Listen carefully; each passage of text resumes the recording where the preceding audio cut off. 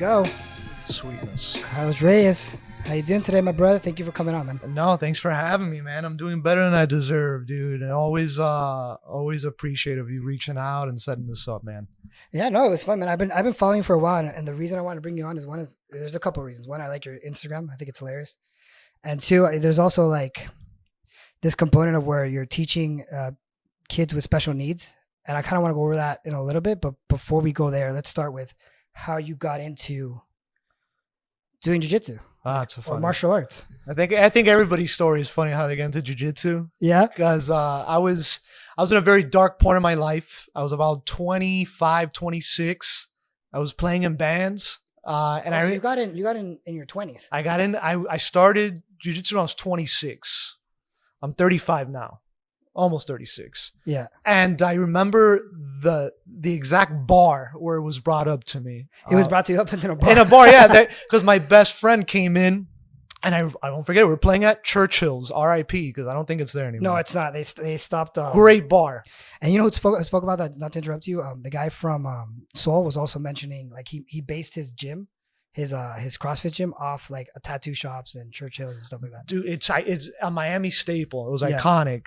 It looks like if an ashtray was a place, that was it, but it was fun. Like it was fun. Oh God. It was an ashtray. And it was just a mix of different music. We were doing like stoner rock and blues.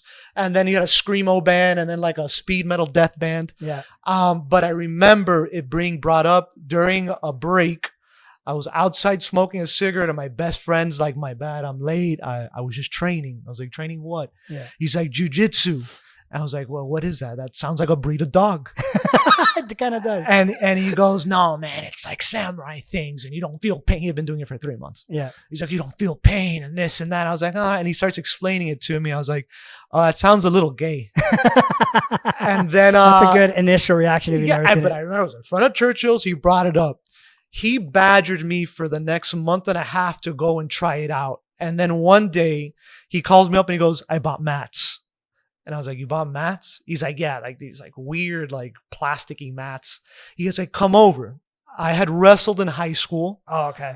But it had been like 10 years. Yeah. Where'd you go to high school? Columbus. Oh, so you wrestled in Columbus. What year did you graduate? I'm a hybrid Columbus. I went freshman, sophomore, and I left junior year because my mom got remarried and I went up to DC, Northern Virginia. Shit. That's a cool story.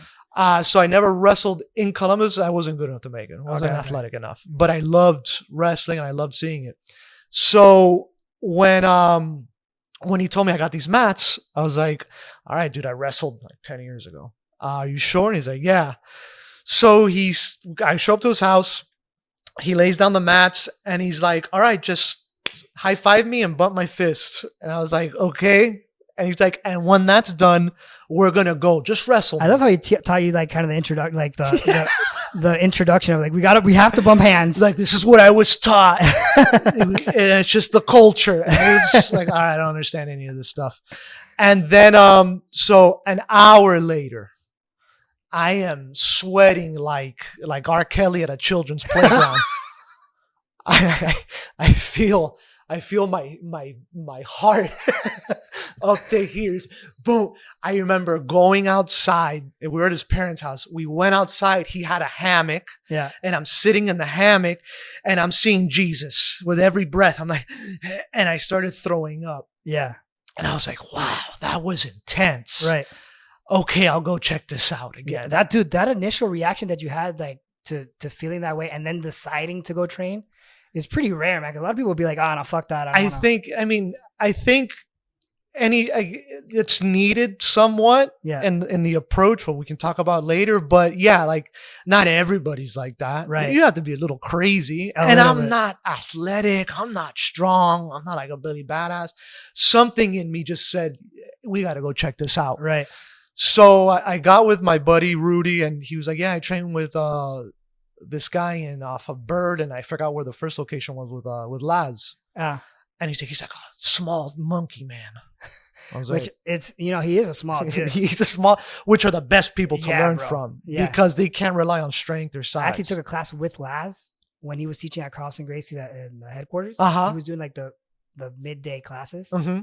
Bro, it was amazing. No, because the amount of technical detail that he has to give, because he doesn't have that length or that leverage, Yeah. he has to find it and make it. It's Yeah. amazing.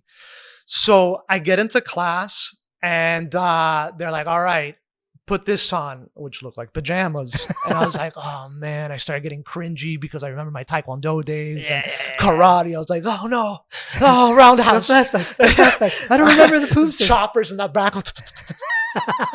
Vietnam flashbacks. I got it. So they give me all the stuff. I go into the bathroom.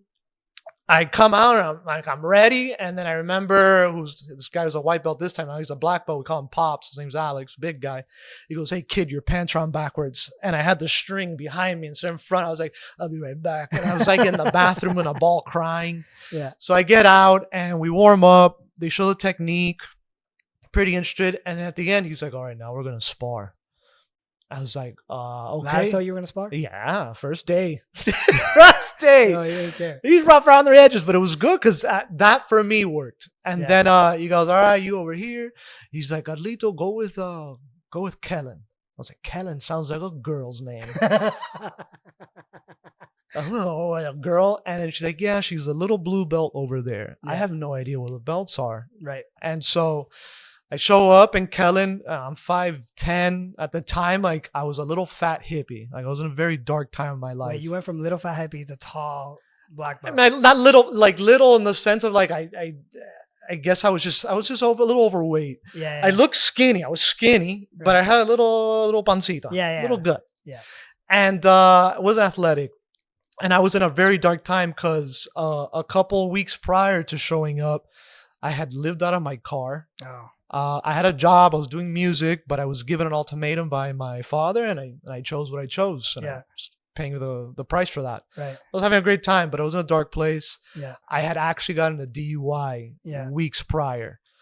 And wow, all that at the same time. yeah, well, actually, that maybe the DUI happened a month into jiu-jitsu, but we'll circle back to around that. It takes time, bro. You're not gonna become who you are in the first class. Yeah. So we're at the first class. We're sparring. Kellen, that sounds like a girl. I meet the girl.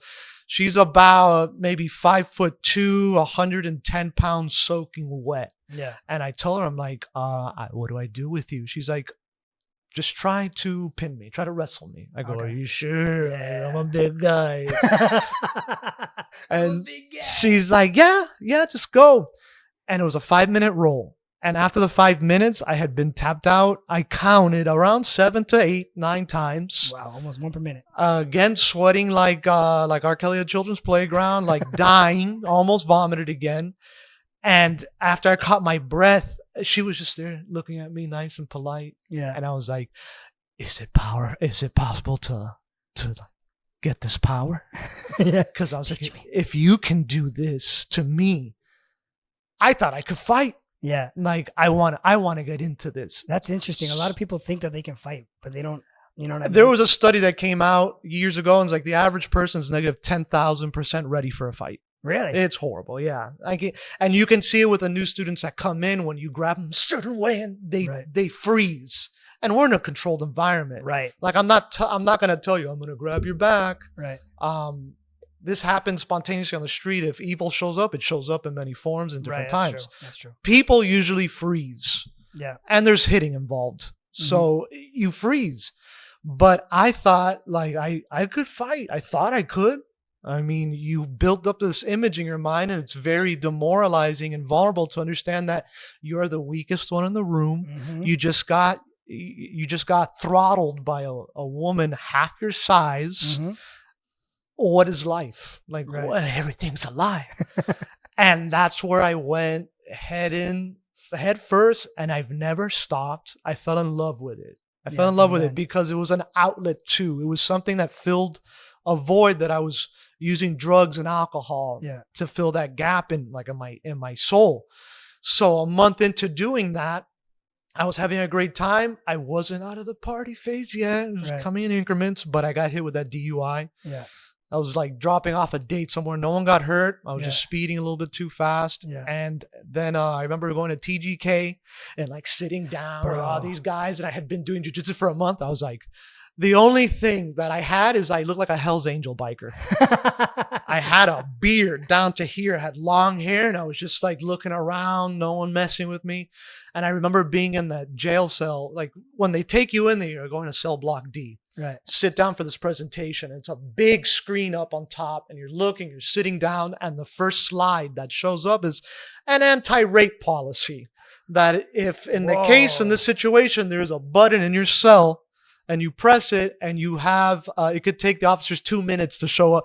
I was like, only 2 minutes? That guy has done what he needs to do. Yeah. That's more than I need. So the guy, so that was like, that right there, I was like, oh boy. And they're like, food selection. And it was literally a piece of bread with like Kraft American cheese, not melted. It looked like someone just put it on, took a picture. Super Mickey Mouse. So I get to the jail cell, and now I'm coming down from that high and the alcohol, and it's freezing in there. They give you un sabana that covers your toes to your chin. Not enough. I'm trying to look out through the hole, see what time it is. I legitimately see a workout plan sketched in pencil on the wall. Okay. And that's where I start breaking down. I'm like, this isn't, was there like a missile lock? Yeah, I guess so. I don't even know it made that sound. Okay. I bought it today, so if it does that sound again, I apologize. No, I love it. We're piloting it, everything. Yeah. So I started breaking down mentally in there, and I started questioning myself, like, why did I end up here? Like, okay, I got to fix my life. I'm not meant to be in a jail cell. Like, this isn't my life. I've never been to jail. So that workout plan was like a trigger. I don't know what it was. It triggered because it was in pencil. It was like push-ups, sit-ups. Coincidentally, this is the only things I do now. And then I just started breaking down, started tearing up, and I was like, I'm not meant to be in here. Like, what did I do to end up here? Well, I blamed a lot of people. Right. So let me, for 1 year, take full responsibility of my own actions. And then let me dedicate myself to something that's healthy. Yeah. And that was jiu-jitsu. Because at first, music was my passion. Still is. Yeah. But it is like a shadow in the mass that is jiu-jitsu. Right. So I was like, for 1 year, I'm gonna stay to this. So I kept doing jiu-jitsu, and I realized, I'm like, all right, I'm tired of getting bodied. It's been 6 months. Like, what can I do? I can change my consumption of alcohol. So I stopped drinking on like Friday nights because I wanted to do open mats on Saturday. And then a couple more months, like, what else can I get an edge? Let me diet. I'll change up my diet. Won't eat any processed stuff. I'll cut out most of my alcohol. All right, that's doing good. What else can I do? I can start working out. So it started to spill outside of the mat. Right. And that's where I was like, yeah, this is more than just learning how to defend yourself. This is therapy. This is physical therapy, because there's something to be said when you push yourself and learn something new. You're going to suck at it. Right. I still think I suck. Yeah. But you push yourself into something and you have these happy hormones come out. Right. And for me, being like massive ADHD. Yeah. I am too, bro. They gave me Adderall, they gave me Ritalin. I got hooked onto Adderall. I got addicted to that, abused that. I was taking, this is like 15 years ago when they would give you 100 milligram pills. 100 milligram? I didn't even know it went up that high. I was taking 5 of those in a day one time. The extended release ones? Huh? The extended release ones? I don't remember. It was a psychologist because they caught me smoking like a bong in the car. And I told them like I used to concentrate, and that's what they heard. Took me to a psychiatrist. Psychiatrist like, oh, we're going to give you these pills. Yeah. And I figured out if you take 5 of those things, eventually, like, you feel great. Right. My kill to death ratio on Call of Duty skyrocketed. Really You're just like there, like a computer, and there's more. But then I hit a point where I OD'd almost, and I remember praying in the porcelain god on the toilet, and I was like, Jesus, like if I can live through this, like I'll never touch this stuff again. I was terrible. Throwing up, shaking violently. I didn't go to a hospital. Within 2 hours, I was kind of leveled back out, and I've never touched that stuff again. Yeah. So this was like a drug, a physical drug that I can take and I can overdose on, well, maybe in soreness. Yeah, but yeah, exactly. But it fed my addiction. Right. So I'd rather be addicted to that and then Coke 100%, or Adderall. So it really helped me out a lot, man. Like I would have been in a very dark spot if it wasn't for it. And that's why I stayed. That's why I keep doing it. Dude, that's crazy that it's like that journey that you had from it's completely night and day. You know what I mean? Obviously it was a process and for you to get to where you wanted to go in terms of health. But I think there was 2 things that were really important that you said in that story, that anecdote of your life is, one is that you decided to take accountability. That was big. That's huge. And then you already had an outlet that allowed you to do that, which is, I think you just shined light on the importance or what jiu-jitsu can do for somebody's life. You know what I mean? Absolutely. It's when you push yourself, even if you're not like going 100%, but your brain is thinking, and jiu-jitsu forces you to be in the moment. Yeah. You meet consequences immediately with bad choices. Right. So it forces you to be in that moment. And a byproduct is after you're sweating, you're tired, but you have serotonin. You have dopamine come out. Right. That alone is an addiction to chase after, especially with ADHD. It's like a lack in producing that dopamine. Yeah. So I found it through drugs and alcohol. Right. Now I can find it through folding people or folding clothes with people in them gently, you know? And it was just an addiction that I figured was a lot better than what I was into.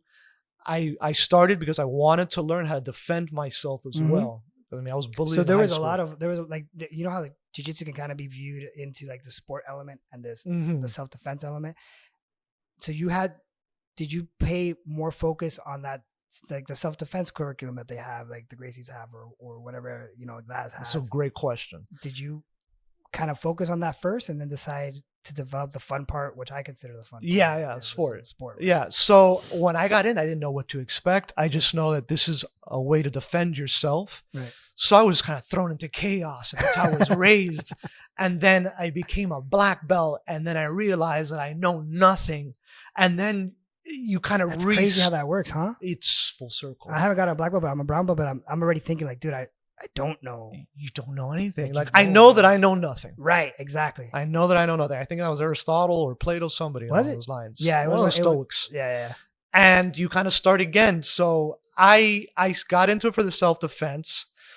We learned some basic self-defense, obviously, but I didn't know where that started and when the sport started. So I just had fun. I was having fun. Right. And then fast forward to around my purple belt, maybe still a blue belt. We were training out of freedom fighters for a while. Yeah. And there's a lot of MMA guys in there. Yeah. So I would go with this one guy in particular, and he was fighting, like that's what he did for a living. So he goes, "Okay, if I wear my gloves?" I was like, "Yeah, I don't know why, but sure." Okay. So then we would start rolling around, and then I'm in half guard, and this guy starts just tapping me, but like not soft, but not hard. Yeah. But I was like getting my head bounced off the pavement, and I started going, wait a minute, I'm supposed to like not let this happen. Why is this happening? And then I started thinking and I was like, all right, like I've been focused very much into the sport, which is what most gyms teach and what we were learning, which is fine. But I started thinking, well, there's a black belt I really like named Chris Hodder, and he says, yeah. Love that guy. Yeah. He has a really good Hicks quote. and Gracie black belt. Yeah, one of the first. He has a good saying. It's like, you think street, you train sport, but you practice the art. So interesting. That started expanding my brain's like, okay, like I got into for self-defense. I've had massive injuries doing the sport. I love the sport, but I want to have confidence and stay safe. Right. And the sport is great. It's an avenue. I always give my students an option to go ahead and do. But a lot of middle-aged people don't come in going, I want to win medals. A lot of people that come in don't think about winning medals. I think the majority of people that start jiu-jitsu have the similar story that they want to defend themselves. I've yet to meet somebody who's like, I want to be first in IBJJF and pants. Like nobody. Somebody that came off the street, not like coming from another school. Like if somebody coming off the street, it's not gonna be like, no, I want to win mundials. No, they can't even spell BJJ. Like they don't know what's going on. It's after a couple of months you start learning this kinetic language. Yeah, and you're like, okay, I want to talk a little bit, which is sparring. Yeah. Okay, this is fun. I want to challenge myself. Awesome. I like to teach the self-defense and the fundamentals. So now that as getting my black belt earlier this year, I was like, man, I need to go back to the basics. I want to, let me start looking at Hickson again. Let me start good because I saw choke when I was a white belt. Dude, that's such a good documentary. It hooks you. Dude, 100%. It hooks you. And that's such a white belt, blue belt documentary to watch. So good. It's so good. And then you watch it again 10 years later and you're like, oh my God, it's so simple. Yeah. It's so simple. Like base, connection, and managing distance. Right. It's in every position. It's key concepts. Yeah. And it's like, if I have somebody in my full guard in the sport, I don't have to worry about headbutts, punching, kicks to the mommy daddy button. Like that's none of my concern. But for the average person who wants to defend themselves, that's important to me. Yeah. So if you can touch my face, I'm not in a good position. Right. And it translates very well into sport where you're keeping hands busy and getting angles. Well, same thing now in sport. And if you're in gi, you can grab the sleeve. Right. If you're in no gi, you control distance. You get angles. Yeah, head control, the stuff that you need when you're passing, half guard. And it's like the boring jiu-jitsu. Yeah. The self-defense, but that's what I like to focus on. That's what I'm aiming toward, because I'm catering to, I don't care too much for the athletes. They're explosive, they're good, they're athletic. I'm not athletic. The majority of people that come in are not athletic. I get a lot of students that were like not turned down from other gyms, but it just wasn't their cup of tea. Like they were sparring day one. I get you. And not everybody's like somebody that goes in and that gets they get bodied and you're like, oh, this is great. I got to try this. Right. No, it's for the young at heart, young in mind. Like, awesome. Well, cool. a lot of times the people that come off the street, man, if you really think of like the people that would stay and when like, for example, that you rolled the first day and you wanted to go and you enjoyed it.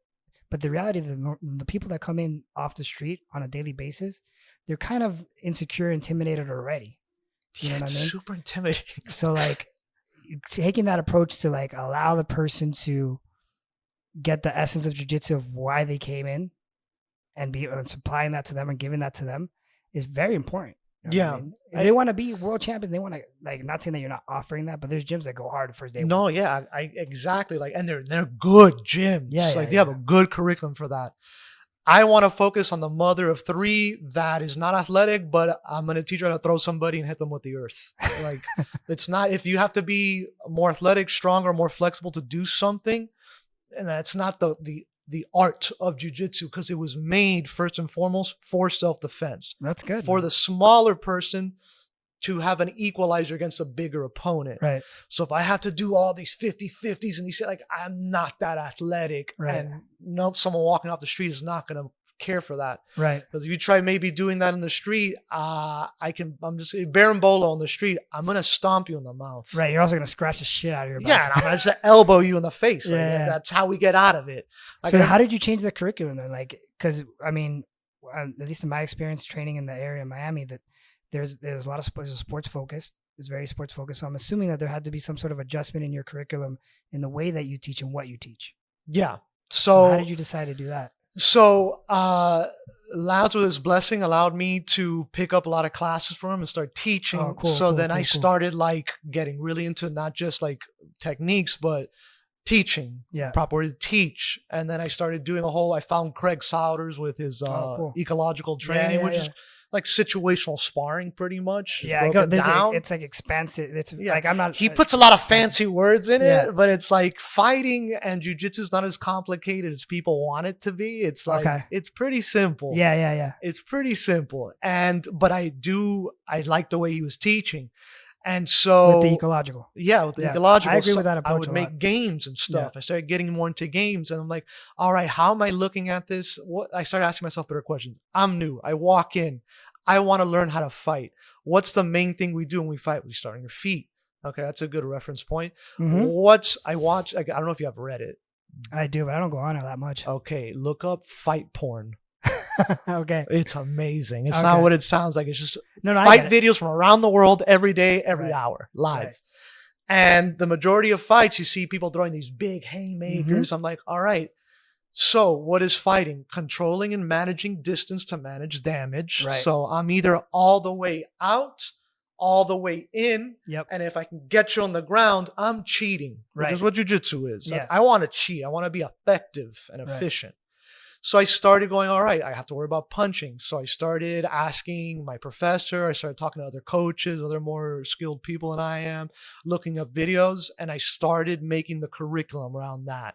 And I was like, all right, now we're going to learn how to clinch. We're going to learn how to close distance, make sure we're protected with our head, connection. Yeah. Everything. And I started building off that. I'm nowhere near perfect now. Right. But that's going to be an ongoing process. It's an ongoing process. It's getting smoother now. Yeah. But that's how I've been changing the curriculum. And then, we have those games where we're on the floor maybe, and you have to hold somebody because close guard on the ground is a clinch standing up pretty much. It's like a mount, reverse mount. Yeah. Exactly. And you can't give too many directions to people because they're idiots, and people like to be told to, me included, and people like to be told what to do. Right. So person A on your back holding the clinch, keep him there. Right. Person B, get up and disengage completely. Right. Once that's happened, we reset. Right. So they don't feel like they're getting throttled or beat up. Right. You have to understand the guard. You need to isolate those movements. Yeah. Because just, warm up, technique, then spar. You're not really learning the technique. It might be a different variable in the sparring or on the street. I want to isolate that situation. So typically in the first 5 to 6 months, I don't allow the students to roll. Okay. And what I've seen is that helps retain people. That makes sense. Because they're not getting hurt. Especially in the market that you're trying to encapsulate. Yeah. I mean, it's what I've seen around. I've been in it a long time. I've brought in 100 people. But you do those situationals. Yeah, I do situational. Just full-time sparring is what you're like. Yeah, like after 6 months, they roll with me first, and they're still kind of like, So it's like uncharted waters. I'm still figuring it out. Right. But those first 6 months, they don't feel like they're getting bodied, they're getting beat up. They're getting, hard workout. It's difficult. But they're feeling with a sense of like accomplishment. They have a good workout. They feel good. They feel a little bit more confident, just learning base and how to stand properly. Right. They feel good. And it's an addiction that makes them want to come back, similar to what I wanted to chase. Yeah. And I was like, if I was a new student, this is how I would have learned, because I learned through like getting throttled. Yeah. Throttled. Like first year, I tore 2 AC ligaments in each shoulder. The first year, like I remember Lance going, because he was starting as well. And he was, I told him, hey, I think I heard a snap in my shoulder. He's like, then this is what we're going to do, because you don't want to use your cardio. Right. Just tuck your hand into your belt. And I fought like this but I'll tell you what, when that hand was able to come back in, when it was healed, I was a lot better with my weak side, and I was all right with my good sides. Yeah, that makes sense. So it was a give and take. Right. But you didn't stop training. I didn't stop training, but not everybody's like me or has that mentality. Right. And I want to get the average person, the average Joe that works a 9 to 5, has kids. They want to learn how to defend themselves. Right. And more importantly, for me, they start realizing that what you learn on the mats and what goes off the mats is parallel. Okay. Who you are in life comes out on the mats when you're tired. Yeah. You can put on the best mask you have. Eventually, it's going to come out. Right. Your real you will come out when you're exhausted. Right. It's gonna show, and you're gonna find out if you're in a difficult position and you give up after a couple seconds. You just come. Hey, then how does that address into outside the mats in life? Right, because it's because I know in me, I would give up pretty damn easily. And I was like, all right, I'm blaming other people instead of like, I suck, I need to do better. Yeah. All right, that happens to me outside the mats too. It's true, because it rips your insecurities out. The thought process that you have when you face a difficult situation in jiu-jitsu is presented right there in your face. You know what I mean? Maybe you can go and swim in your head a little bit more when it's something that's not I don't want to say in the moment, but happening right then. Mm-hmm. Maybe you can create these excuses that will allow you to liberate yourself from facing that difficult situation. Yeah, you make reasons in your mind, but when someone's pressing their forearm on your throat, and it's a heavy weight that just likes Duncan D's a little too much, you're like, oh God, I'm gonna quit. I'm gonna cardio tap. Like, well, how does that cardio tap? That's a new term for me. Oh no, you know what? I never heard of that. That's a good one. I've never cardio tapped because I'd rather vomit. Right. And it's not, if you cardio tap, it's normal, it's fine, it's whatever. But cardio tap is like usually the first dayers if they're sparring. Right. You're on top of them, and just from a little bit of pressure, they'll start tapping. You're not even going for anything. You're exhausted. You're using strength and muscle. Dude, but that's a good term. I didn't know. I just first cardio. Yeah, I thought that was like a universal thing. Maybe. I just didn't hear it. But I've heard it. I heard it when I was a blue belt. So like 8 years ago, 7 years ago, and they're like, oh yeah, the fulanito cardio tapped. I was like, oh, he got tired and he just tapped. He's like, yeah, I wasn't doing it. Which is fine. Which is normal, and failure is essential to the progress. Right. That's what everyone thinks. Like you're gonna fail a lot. You're gonna fail a lot. Like I tell my students, like I have failed more times than all of you guys collectively have tried this. Right. Which is true, man. When you've been doing jiu-jitsu for so long, if you're in the right place and you're training with the right people, you're gonna fail a lot. Yeah. And that's the other thing, the right people, right community. That's another benefit of jiu-jitsu. Like I think we all have this calling inside of us to belong to something. That's why you always see white and black, liberal, Republican. We always have to belong to a team. Right. So I think jiu-jitsu is a very good tool to use to be and feel like part of a community. Right. Because it's great networking. Mm-hmm. Some of my greatest friends have come from jiu-jitsu. Yeah, dude. Those are the good. I mean, because you're sweating with them, you're bleeding with them, you're going through tough, like it develops a bond. And that may be the only thing you have in common. Right. But it's such a strong adhesive. Dude, it's interesting that you bring that up. I was thinking about this the other day, and I think that as you were mentioning the serotonin and the dopamine that you have after you train, which a lot of those conversations happen post-train or after a roll or whatever. I think that being in that headspace allows for communication to flow a lot easier. Oof. Which probably makes that your friends from jiu-jitsu so easy to talk to, because after that roll, that serotonin and the dopamine hit, and you sit down and you have a conversation with them, you're more willing to listen. Yeah. First, you're out of breath, so you have no choice. Right, yeah, you have to listen. But then you're like, oh man, this guy's dropping some truth bombs. And then you catch your breath and you start having a good back and forth. Yeah. But I think it's something that doesn't get talked a lot about in jiu-jitsu, is a mental health aspect of it 100%. And how much it could help, whether you have PTSD. So I've gone into jiu-jitsu, like I was divorced around 2 years ago. It's one of the hardest thing I've ever been through in my life. And I would will myself, I was a brown belt, will myself to go into train at Laz's. And no matter how much of a pity party I wanted for people to feel bad to me because what was done to me was dirty. Yeah. And I was going to keep my depression, hang on to it. Yeah. I couldn't hold on to it. I couldn't force myself to be depressed. After I'd be like a weight was lifted on me, and it would stay off of me for hours after training. Mm-hmm. And even earlier in my journey, blue belt, I would go in through just life being stressed through the day. Yeah. I couldn't stay angry. I couldn't stay depressed for the life of me. I always end up smiling. Yeah. It's almost impossible to stay depressed. Let me ask you a question, because you were in a tough situation. You were going to jiu-jitsu and willfully, as you said, you were pushing yourself to go. And that's a hard thing to stay disciplined when you have a lot going on in your life. How did you address yourself? How did you make yourself to go? So during that the divorce, I was already a brown belt. Yeah. So I always say, I think Jocko even says it in a better way, discipline equals freedom. Yeah. So motivation will die out very quickly. It's died out on me years ago. It sucks. But discipline, something that I do day in and day out, if I don't do it, I feel off. Right. That was the drive. I was like, if I don't go. And another good quote from one of the Stoics is, I think Aristotle maybe said, or it could be Marcus Aurelius, know thyself. Yeah. And I know that Carlos, with idle hands and free time, can get back into dark things. Yeah. So I couldn't allow myself to fall back. Right. And I felt weird not going. Yeah. I had taken I think I wasn't perfect. I took like a month to a month and a half, maybe 2. That was the longest I've ever been away. Yeah. And after that month and a half, I was like, I gotta do this. I can't sit and sulk. I can't blame anybody else for my problems. I have to back again, like that jail cell mentality I had. Mm.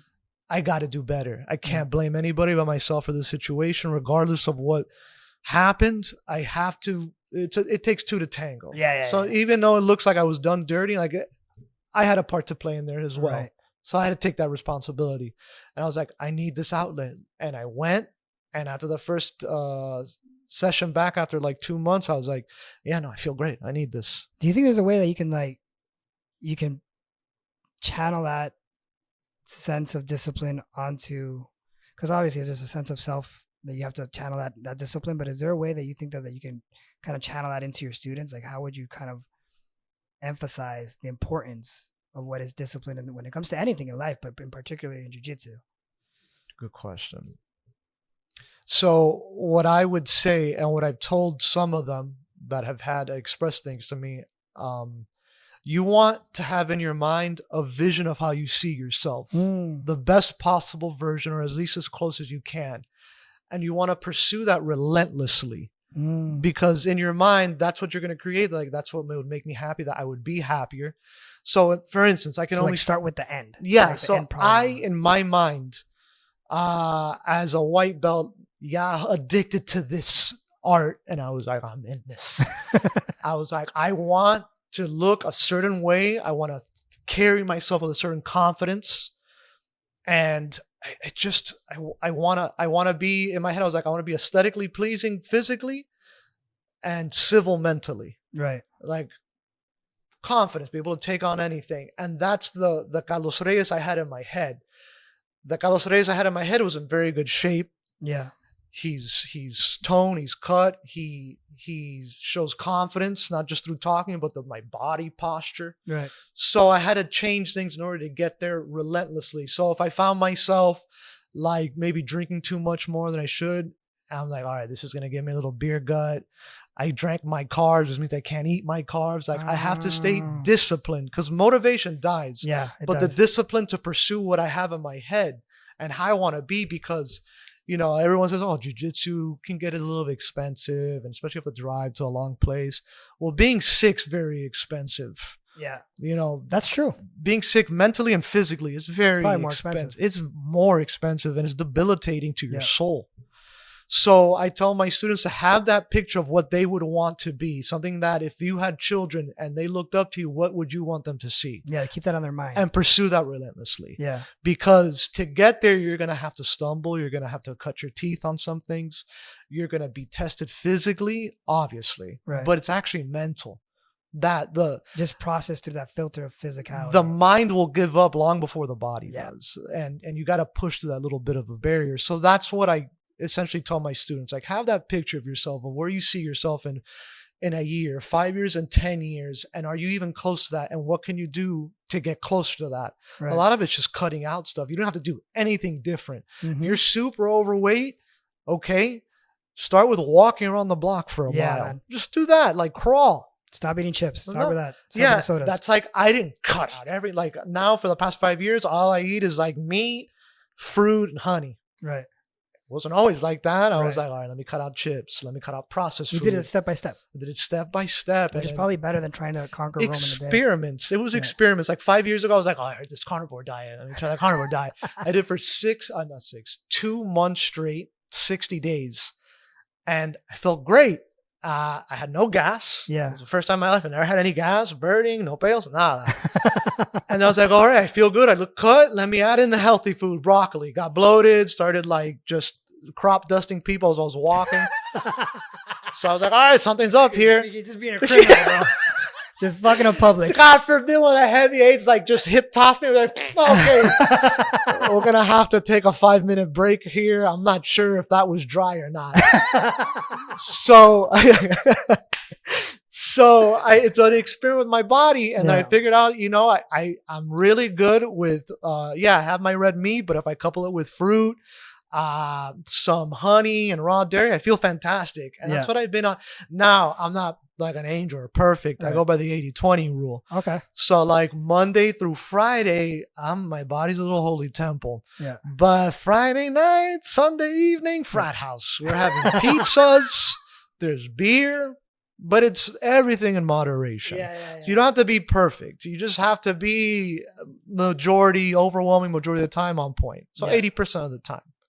So it was just in pieces, in increments, I got to that image that I have in my head. So I kind of want to go over your decision of starting to open up an academy. You know, I understand that you had these personal, personal beliefs in jiu-jitsu for yourself. Mm-hmm. Right?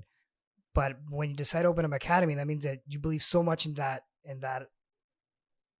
and what jiu-jitsu provides you that you want to give that to other people. Yeah. Right. So what was the catalyst thing that made you decide to like, this is what I want to dedicate my life to?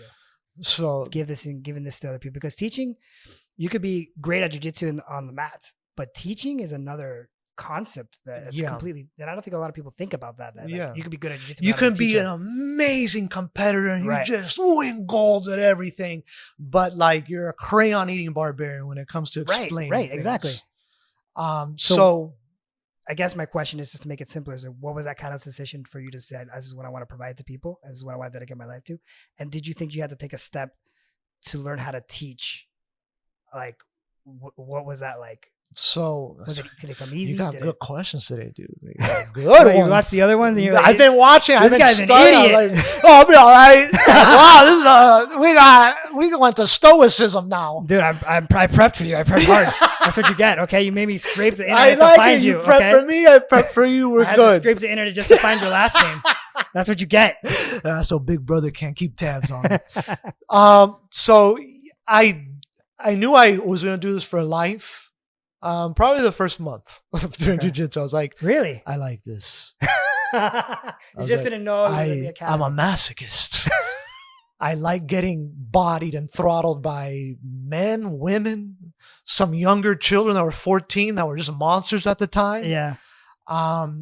And so I knew I was going to do this my whole life. I didn't think I would end up teaching as a career, but I remember it'll be a year ago next month where I quit my job. Okay.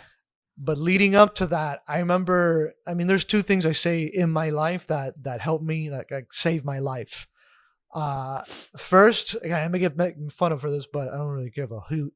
So first is Jesus Christ and second is jiu-jitsu. Why would you get me fun of that? I don't know. A lot of people, Yeah. you know. So, and in that order. Okay.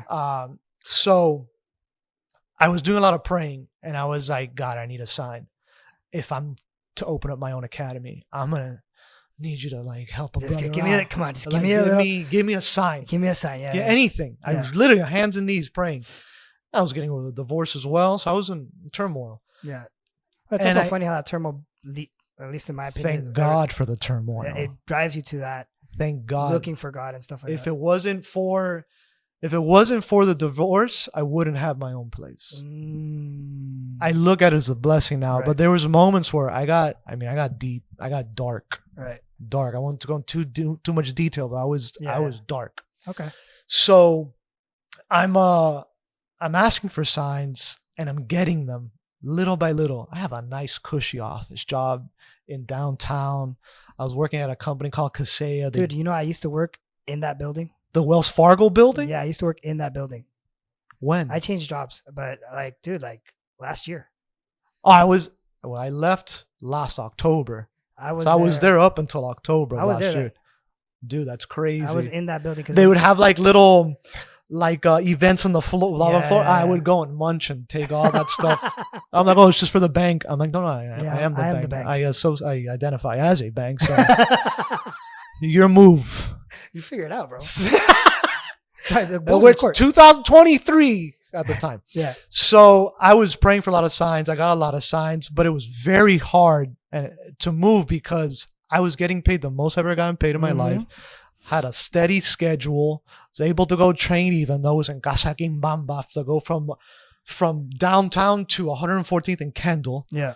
But that was an easy drive because another funny story is when I was a white belt, actually, my car broke down. I was bike 20 miles a day to go train. Jeez. I was in rooster weight. I'm 165 now.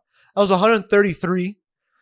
Bro, this is literally hole in the wall, that bar. Yeah. And I was coming from 8th Street and 16th Ave.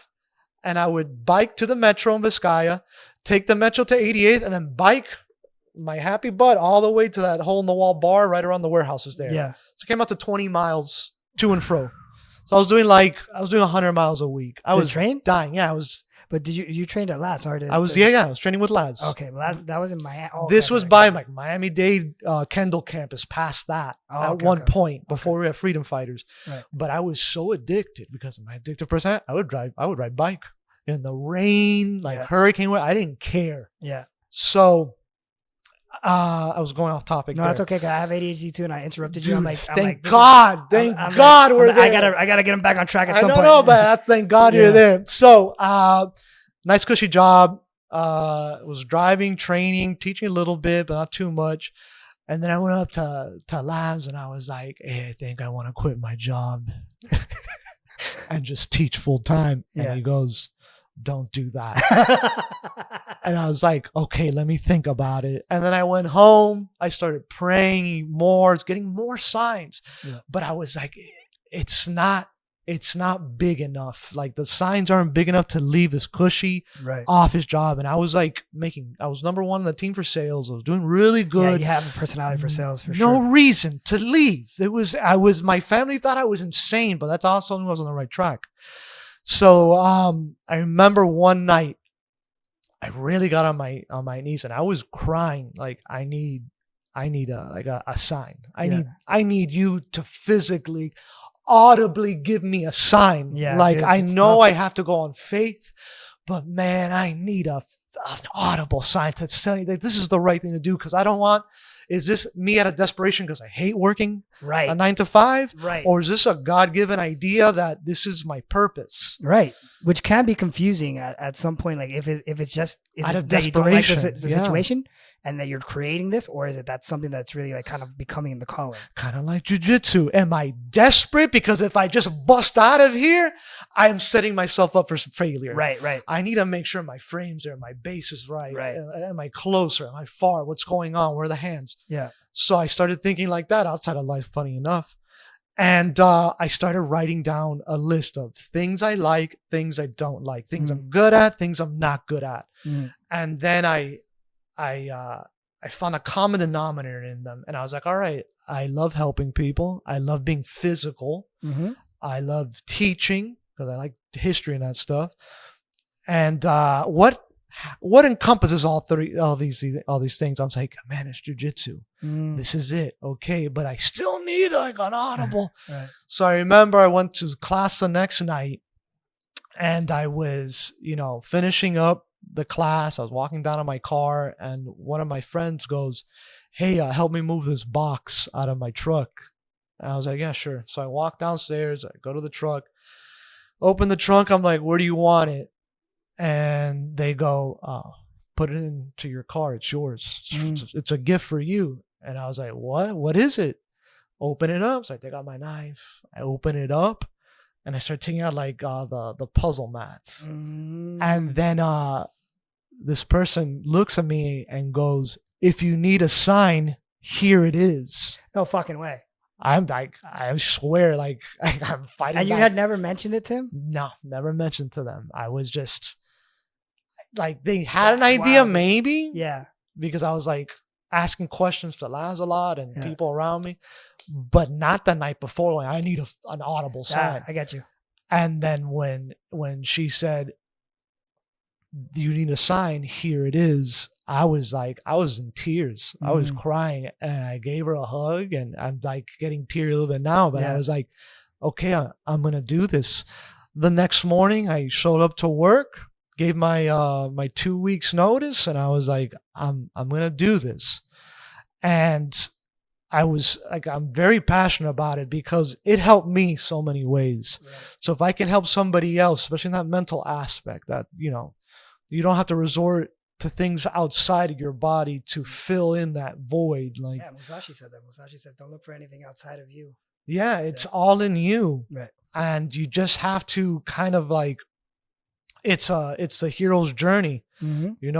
Where you want or where the gold is where the biggest resistance is going to be. Your answers are going to be behind the dragon because the dragon hoards gold. Right. You have to go where you don't want to go. Right. So all my life was leading me up to this point. I didn't know it. I didn't want the divorce. I had to go through a divorce and I crawled my way through there. I thought it was going to be the end of me. Yeah. And if it wasn't for that, I wouldn't have opened up my own place. Right. And so the other question you asked was like the teaching aspect. Luckily, I started sharpening my tools. I had been teaching this purple belt, but nothing that much. Brown belt picked up a lot. Right. And that's where I was teaching a lot of classes. I was teaching like 4 classes a day for months. And that's where I really sharpened my tool. And I kind of saw what worked, what didn't work. And I'm still sharpening my tool. But I know one thing is true, that most people don't like to feel vulnerable or get thrown around or spar because that's a kinetic language. And you got to learn the ABCs first. Right. Like your first class, hey, how do you fall? Why is a break? Why am I hitting the ground like an idiot? Yeah. Well, it dissipates the energy from your spine. Right. Right. So you have to understand the ABCs before you can try to say mama and papa. Yeah. So I think you ease people in. You ramp them in. Yeah. They're going to want to go because they get comfortable. And I rather have them come like, I can't wait to spar. I can't wait to, then, oh boy, I don't know what to do. And they still don't know what to do after 6 months. They kind of see a whole new world. Yeah. But it's that easy ramp with things that are effective in real life. Clinching, keeping the distance, base and connection, like that. Dude, invisible jiu-jitsu. You're gonna, I'm assuming, just thinking, sorry I interrupted you again, but as your academy grows, you're probably gonna have that fundamental program. I'm assuming that you're gonna have to break it down into those two categories. Yeah, I've been doing it today, teaching that family I teach that with. He's legally blind. He wears glasses, but to show this kid something on the phone, and I'm not exaggerating, he has to go like this. Yeah. You're talking to him and he's looking, he looks like Ray Charles on the piano. He's listening and he's feeling. And the father is also, I've been giving him privates as well. So I'm like, all right, I need to like restructure and have a curriculum. I'm like, all right, today we're going to learn base, connection, put them together, and then what the hell is leverage? And then use all three in this movement. As a foundation. And this is not something I created. I mean, I've been studying Hicks and Gracie like a madman the last couple of months because I'm like, there's 435 and oh. Yeah. What's the craziest part? No one denies it. Right. No one's like, oh, I don't know about that. They're like, no, this man has been by the river sharpening a knife for 60 years. And he's done fights and with ease, like controlled people. I'm like, I want to take advice from him. I want to see what he does. So I've been looking into like Gracie Jiu-Jitsu and the self-defense, and it resonates with me. And it resonates with a lot of people because it's not being the more athletic, explosive person. This is for the everyday mom and dad. Which is why it was like created in the first place. Yeah, for self-defense. Nothing against sport, but I know what I'm saying is a very unpopular opinion. That's fine. I'll be in my sandbox playing with my toys alone. Yeah. Like I did the sport many years. I love it. I compete. I might compete again. Like it's fun to me. Yeah. But not everybody goes in there like, I want to win medals. Like, I rather you feel confident and safe. Right. Like, especially, let's say, women. Like, you are a massive force. You are a Swiss Army knife where you just know you have knives, which are your fist, maybe your elbows. Yeah. But you have a hacksaw, you got tweezers, you got a magnifying glass, you got scissors. Right. You're a Swiss Army knife. Right. Like you have this invisible force. That's where like kicks into the invisible jiu-jitsu, weight distribution. That's real stuff. And that's crazy that you say that the invisible jiu-jitsu aspect, because we, like, at least me, I don't know if you came across it earlier. You start to learn those little things that make maybe a position uncomfortable, or how to, like, knowing that if you put the knee on belly when they take the breath all the way in. Yeah, things like that. Moment, feeling. That's small stuff. You get told if someone does this, you do this, you do this, you do that. And that's the game, right? But no one teaches you, like, this is how it should feel. Right. Like you're standing in base. Someone grabs you in the back, you got to get base. Yeah. You got to distribute your weight. You got to make sure your back, you can't be erect because you'll go back. You can't be too forward, you'll go front. You can't bend too low because I can drag you down with that knee. So you have to feel first. Right. And that's why I'm really breaking that. Like after, I think purple belt, you start realizing what's important and what's not. Yeah. You get your teeth sharpened there. Right. Brown belt, you start figuring out pressure from not just the top, but from the bottom, but you start realizing like things that work for you and things that don't. Cause I know maybe 1,000 moves, but when I'm in like deep waters and I'm like being dragged out there, I'm going to resort to 2, maybe 3 moves. That are very simple, and there's not a 17-step process to get to. Right. Like my go-tos that I feel completely confident in. Right. That's what I'm going to resort to. Anything else is just like, yeah, we're getting to the sport. Cool. Yeah. Ball inverted, hurt yourself. I don't know. Which is fun, dude. I like that part too, like the creative aspect of the art where you in the sport element of it. But I agree with you, like the fundamentals of the key concepts of jiu-jitsu and when applied to self-defense are probably extremely important for the majority of the people that walk into the doors of jiu-jitsu gyms, like learning how to defend themselves. And I think it's kind of dying out. Like it is. It's sport. It's jiu-jitsu's turning into karate. And because karate was a self-defense and then it was a sport and it was just oversaturated with sport. Yeah. So I want to stay to the art. Right. Like we're going to think street. We'll train sport and situational sparring. Eventually when these guys and girls start getting better, then we can spar and you have open mat. Cool. But I need you to learn how to be safe first and being aware of everything and feeling things. Right. Because I'm not going to throw you into the wolves like that. Right. We're good on time right now. I want to go because I can chat. We're good. Yeah, you got some sweet. So yeah, I think it's a dying aspect, the art, and I want to preserve that as much as I can. Not that I'm against sport. I'm not. No, I don't think you're against sport at all. I think that I'll go to open mats and roll with other people. Yeah, I don't think it's a sense that you're against the sport is what you're saying. I think you're just emphasizing the importance of what you believe to be the most important part about jiu-jitsu, which, believe it or not, I think every good academy owner has a position on what is important when it comes to teaching jiu-jitsu. They have at least the people that I've interviewed when they come to academy owners and coaches, they all carry this one thing that it's very important for, this is what's important to me. You know what I mean? They have that thing that they kind of, their core values, right? That kind of drive them to do jiu-jitsu, which is very interesting to me. I kind of want to know. I kind of, for selfishly, I want to record all this stuff for me. And be like, oh, this is really cool shit. I'm going to. Yeah, no, you should always be learning, always be writing down things. Yeah. Eventually I'll have, competition classes and sport, but I need everyone to know how to spell first. Right. Because we start rolling, I got messed up a lot rolling as a white belt, as a blue belt, really bad injuries, dislocated pinkies and fingers. I didn't know how to shoot out and grab. I would always come out with my thumbs like this instead of coming in here and being able to grab nice and easy and dislocate. Now that you just said that, I realize that I've stubbed my hand now. I've been doing it for years because I go. People are like this all the time, and I'm like, this is kind of cheating too, because this also, I tell people about how to hit in real life. You never want to hit with your fist in real life. Right. It's always palm. So when I go to grab somebody, especially in a gi, it's almost like a punch, but I'm not coming extended here where everything is individual. Everyone's partying together here. I'm not going to get hurt. This is like a curve. It's not like this. There's the dissipation of energy is easier than if it was a knife hand. Right. So just grabbing, there's very basic things that you do that I overlooked my whole 9-10 years of training. I'm at black belt, I'm oh, now I'm restarting. Now I'm going to really learn the fundamentals, because you want to see a cool match of the fundamentals? Look up Hiron Gracie, Henner's brother, against Andre Galvao. Oh, yeah. That was more in Metamoris. Yeah. Metamoris. And it was no point. Everything changes when there's no points. Yeah. And he let him pass. He presented his grandfather's art and philosophy brilliantly, because Andre Galvao, the bigger, strong, really couldn't do anything. He was a world champion, multiple world champion. No, he was ADCC king at that point. And Hiron was smiling half the time. You look at the interviews, he's not even breathing heavy. Yeah. Galvao was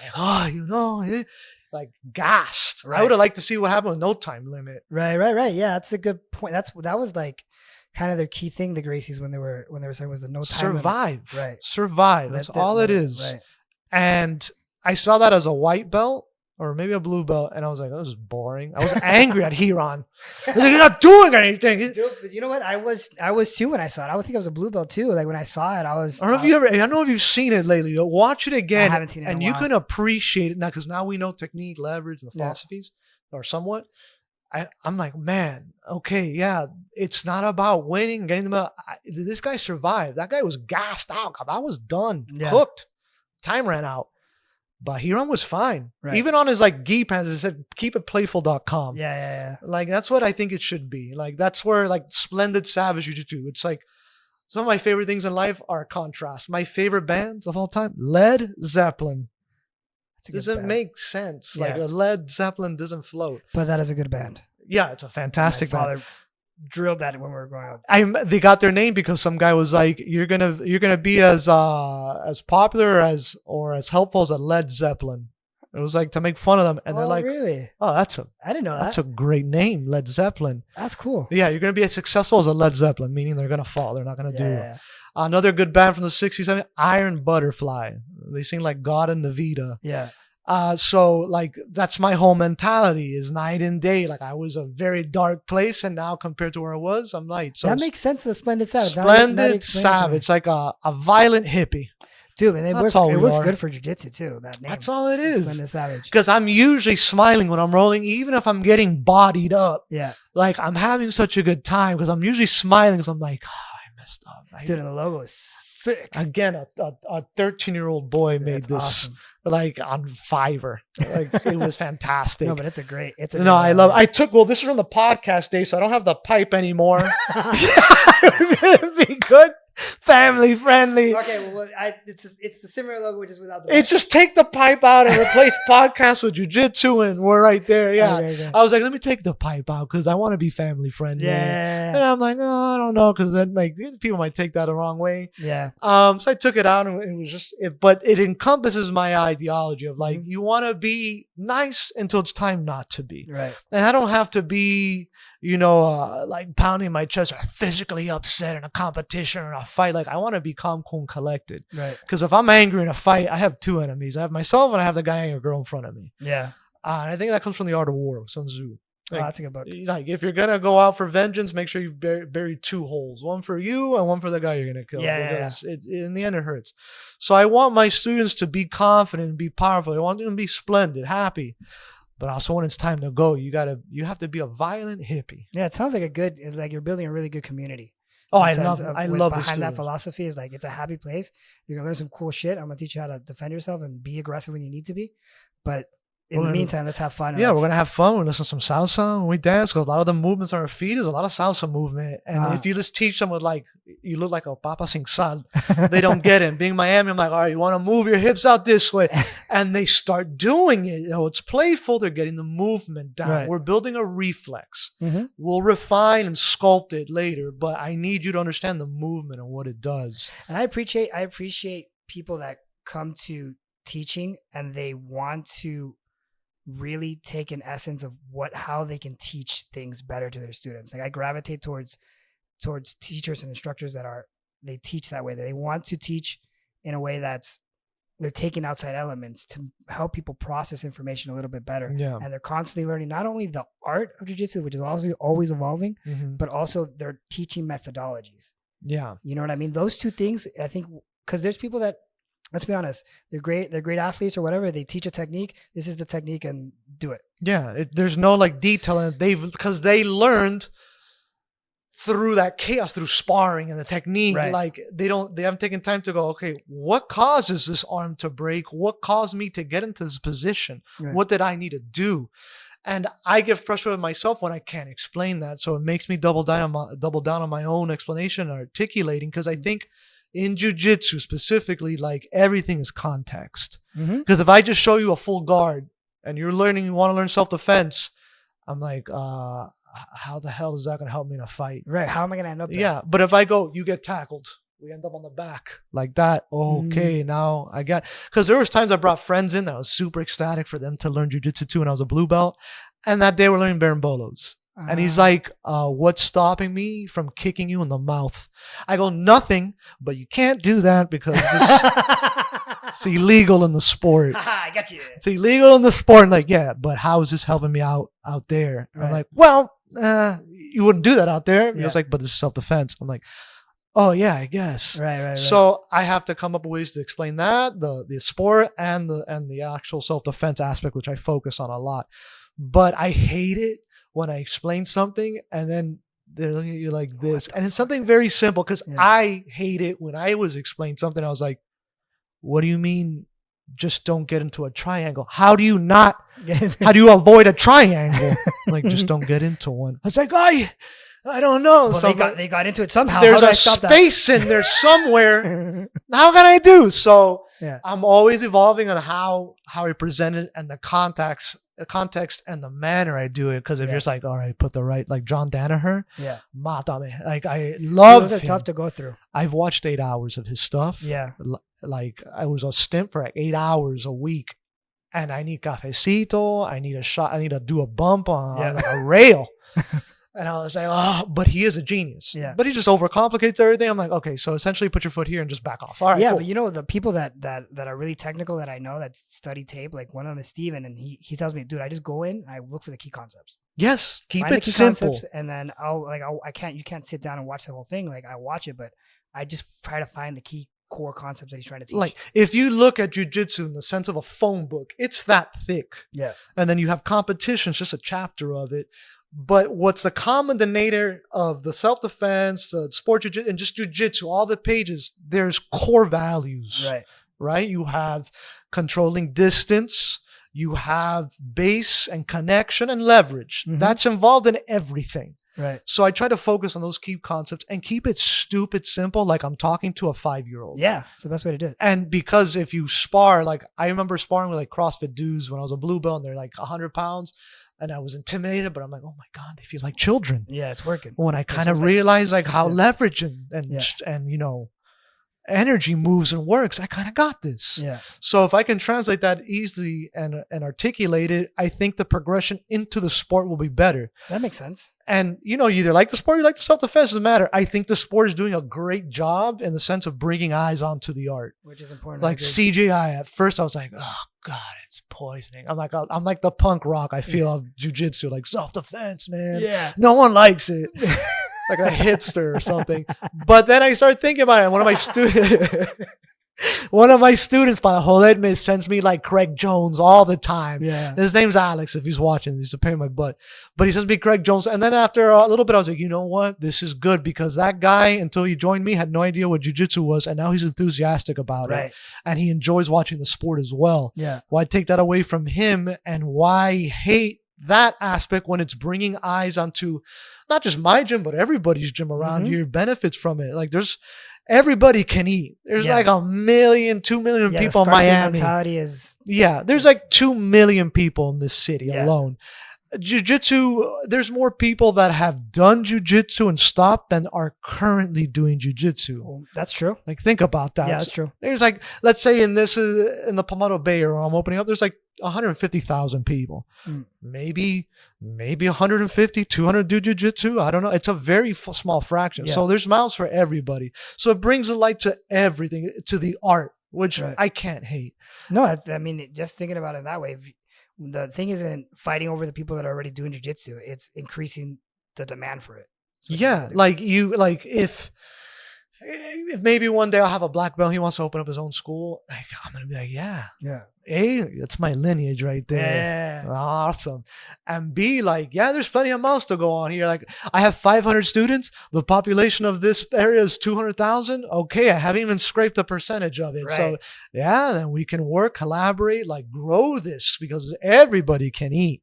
And then at the same time, maybe you don't agree with my philosophy on jiu-jitsu and you want to just do sport and competition. Cool. There's 1,000 gyms. Majority of gyms are like that. Yeah.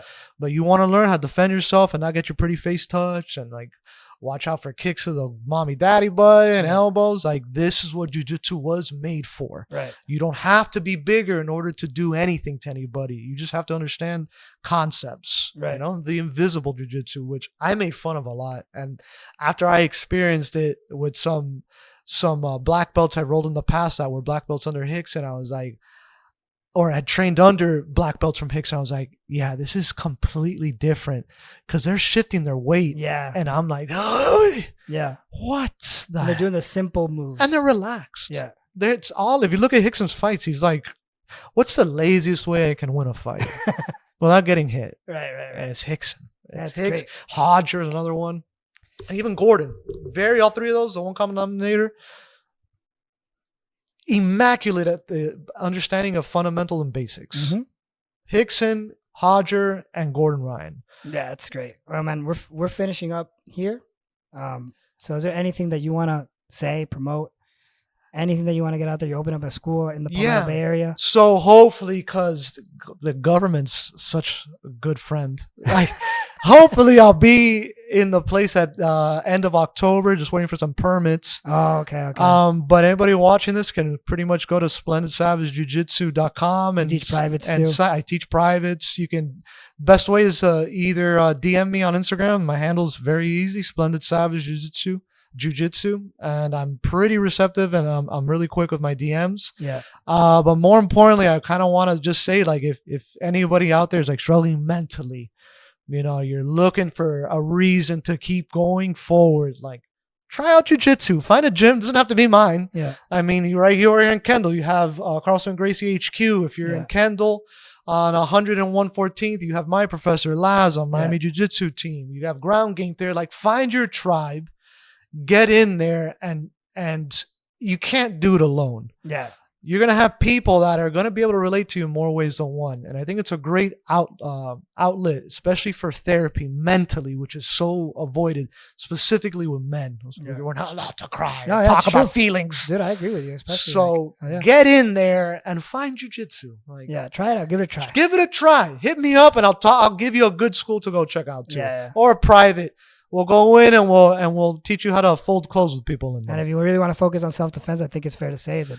Oh yeah, I think self-defense. I mean, you're gonna learn self-defense in jiu-jitsu naturally, but if you want to learn self-defense, standing and how to block, and I mean, find a good school that focuses on that, because I'm sure I'm not the only one. Right. But yeah, if anybody out there wants to hit me up on the DMs, hit me up. You're having even a tough mental day, send me a text, dude, and I'll respond back, because I've been through some dark times myself, man. But that's pretty much what I want to put out there. Like, get the help you need. Go to jiu-jitsu. It's good for you. That's a good. We're gonna clip that. Put that into a reel. Yeah. All right, man. Well, Awesome, thank man. you. Thank you for coming on. Appreciate it. Appreciate you, brother. That's Like great. inviting me to your beautiful home, that your man, wife thank and you. the kids. Awesome. He's a good one. No. It's like amazing. Awesome, brother. Appreciate it. No problem, bro.